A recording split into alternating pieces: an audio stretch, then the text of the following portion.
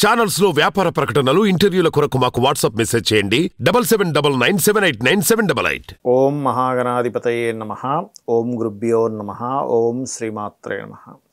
పరమేశ్వర స్వరూపమైనటువంటి జ్యోతిష, వాస్తు మరియు ఇతర అనేకమైనటువంటి శాస్త్రములను మనకు అందించినటువంటి మహర్షులకి నమస్కారం.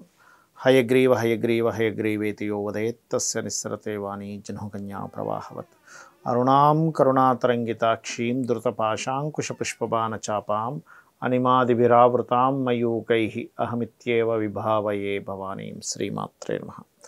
ప్రేక్షకులకి లలితాంబిక అమ్మవారి యొక్క అనుగ్రహం పరిపూర్ణంగా కలగాలని మనస్ఫూర్తిగా కోరుకుంటూ మనం ఈరోజు ఒక్కొక్క నామం గురించి చెప్పుకుంటూ ఉన్నాం. ఆ నామానికి సంబంధించినటువంటి అర్థము మరియు దానికి సంబంధించిన ఫలితం, అంటే జ్యోతిష్శాస్త్రరీత్యా మీకు ఏ గ్రహస్థితి బాగోకపోవడం వల్ల మరియు వాస్తురీత్యా ఏ గ్రహస్థితి అనుకూలించకపోవడం వల్ల మీరు ఇబ్బంది పడుతున్నారు, ఆ యొక్క ఇబ్బందికి లలితాంబిక అమ్మవారి యొక్క నామాలలో ఏ నామస్మరణ చేసుకుంటే అద్భుతంగా ఉంటుందనేటువంటి విషయం మనం తెలుసుకుంటున్నాం ఇప్పుడు. అయితే ఇందులో ప్రధానంగా ఇవాళ మనం తెలుసుకోబోయేది నవచంపక పుష్పాభ నాసాదండ విరాజిత.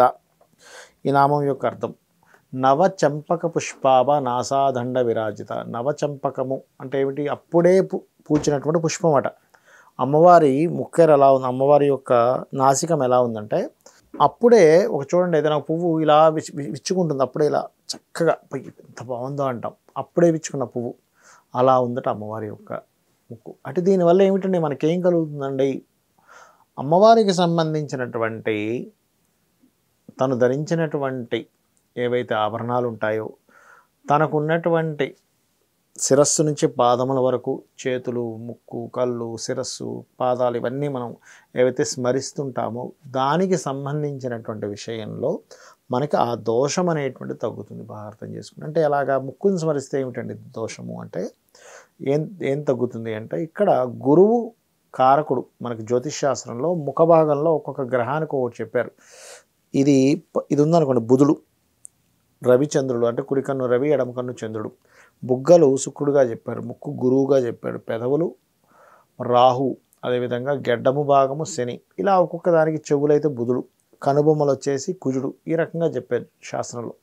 ఆ రకంగా ముక్కుకి గురువు కాబట్టి చాలామంది చూడండి, మాకు గురుబలం లేదండి, గురుబలం పెరగాలంటే ఏం చేయాలండి, గురుబలం పెంచుకోవాలంటే ఏం చేయాలండి అని అడుగుతూ ఉంటారు.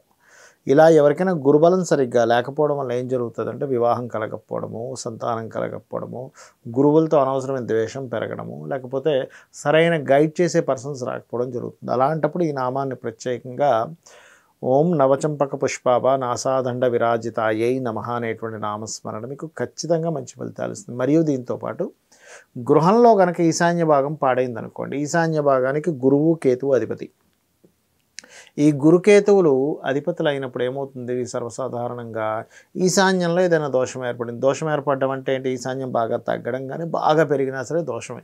చాలామంది ఏమనుకుంటారంటే ఈశాన్యం బాగా పెంచితే మంచిదండి, ఇంకేంటి అసలు అద్భుతం అనుకుంటారు. కాదు, ఈశాన్యం ఎప్పుడు కూడా ఈశామాన్యం అంటే ఒక గింజంత పెంచమన్నారు, ఫీట్లు పెంచొద్దు. ఎందుకు అంటే, మీరు ఉదాహరణకి తూర్పు ఈశాన్యం పెరిగిపోయింది, ఏమవుతుంది? తూర్పు ఆగ్నేయం తగ్గిపోతుంది. ఇలా అయిపోయింది కదండి, ఈ భాగం తగ్గిపోయిందిగా, బ్యాలెన్స్ తప్పింది. ఎప్పుడైతే బ్యాలెన్స్ తప్పిందో ఏమవుతుంది, మనకి ఆ ఇంట్లో నివసించేటువంటి వారికి ఆగ్నేయం తగ్గిన దోషం ఏర్పడుతుంది. సరే, అలాగది ఉత్తర ఈశాన్యం పెంచారు, వాయువ్యం తగ్గిపోతుంది. కాబట్టి ఏంటి, ఈ గింజ మాత్రం పెంచాలి. ఎందుకు ఆ గింజ మాత్రం పెంచాలి అంటే, అది దైవస్థానం కాబట్టి, దైవానుగ్రహం మనకి కించిత్ ఎక్కువ ఉండాలి కాబట్టి, అది ఆలోచనా స్థానం, శిరస్సు స్థానం, వాస్తుపురుషుడి యొక్క శిరోస్థానం అక్కడ ఉంటుంది కాబట్టి, శిరస్సు సంబంధించినటువంటి విషయంలో దోషం ఉండకూడదు కాబట్టి అక్కడ కించిత్ పెంచమన్నారు. అది అర్థం చేసుకోవాలి. అది తగ్గిందనుకోండి, ఆధ్యాత్మిక తగ్గడం, ఆలోచన శక్తి తగ్గడం లాంటివి జరుగుతుంటాయి. ఇలా ఒకవేళ వాస్తు దోషం ఉందండి, ఈశాన్య భాగంలో మాకు దోషం ఉంది, కానీ మేము ఇప్పట్లో ఖాళీ చేసేలా లేము, ఏమి చేయాలి? ఈ మంత్రం చేసుకోవాలి. ఓం నవచంపక పుష్పాభ నాసాదండ విరాజితాయై నమః అనుకుంటూ ఉండాలి. సో ఇది చేసుకున్నట్లయితే ఏమవుతుంది, ఇంట్లో ఉండేటువంటి ఈశాన్య దోషము తగ్గుతుంది. సంతానం ఒకవేళ మాట వినకుండా పిచ్చిగా తయారవుతుంటారు కొంతమంది పిల్లలు, ఫ్రెండ్స్తో తిరగడం తప్పు కాదు, వ్యసనాలకు గురవుతారు. అలా వ్యసనాలకు గురవుతున్న వాళ్ళు, మాట వినకుండా ఉన్నా, మీకు సంతానంతో ఇబ్బంది ఉన్నా, సంతానానికి ఆరోగ్య ఇబ్బందులు ఉన్నా కూడా ఈ మంత్రం అద్భుతంగా పనిచేస్తుంది. అయితే ఈ మంత్రం చేసేటప్పుడు చాలామంది క్వశ్చన్స్ అడుగుతుంటారు, ఏమండి ఎంతసేపు చేయాలి? అరగంట సేపు చేయండి. పిల్లలకి ఒకవేళ చేయాల్సిందంటే పిల్లలే చేయాలి. లేదు ఒక్కోసారి తల్లిదండ్రులు పిల్లల కోసం చేయొచ్చు చిన్న పిల్లలైతే. అంతేగాని వాళ్ళకి ఏదైనా ఇబ్బందులు ఉన్నాయి ఈ మంత్రం అని కాదు, ఏ మంత్రమైనా ఎవరికి వాళ్ళు చేసుకుంటేనే ఇంకా మంచి చక్కటి ఫలితం వస్తుంది. కాకపోతే ఇవి చేసేటప్పుడు ఇది అద్భుతమైనటువంటి నామాలు, ఇది మనుషులు రచించినటువంటిది కాదు. వసిన్యాది వాగ్దేవతలు ఇచ్చారు ఈ యొక్క నామాల్ని. కాబట్టి చాలా గొప్పవి అనేటువంటి భావనతో చేసుకోవాలి. ఈ నామస్మరణ చేస్తున్నామంటే మనకు ఎంతో అదృష్టం ఉందనేటువంటి భావనతో చేసుకోవాలి. శ్రీమాత్రే నమః.